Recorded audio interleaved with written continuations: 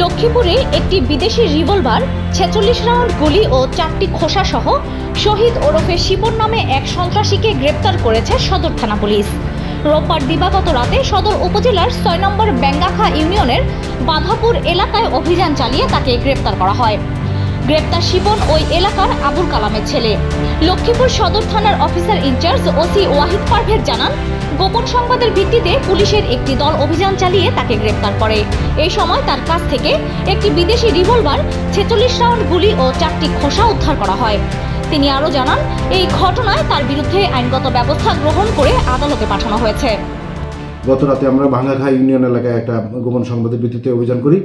অভিযানকালে আমরা শিপন নামে একজনকে চিহ্নিত সন্ত্রাসী তাকে আমরা আটক করি এবং তার বাড়িতে তল্লাশি করে তার হেফাজত থেকে তার দেখানো মতেই আমরা একটি রিভলভার, বিদেশি তৈরি রিভলভার এবং 46 রাউন্ড তাজা গুলি এবং 4টি গুলির খোসা উদ্ধার করতে সক্ষম হয় এবং সে এটা স্বীকার করে যে তার এই অস্ত্র এবং সে বিভিন্ন সন্ত্রাসী কর্মকাণ্ডে এই অস্ত্র ইতিপূর্বে ব্যবহার করেছে বলে সে আমাদের কাছে প্রাথমিকভাবে স্বীকার করে।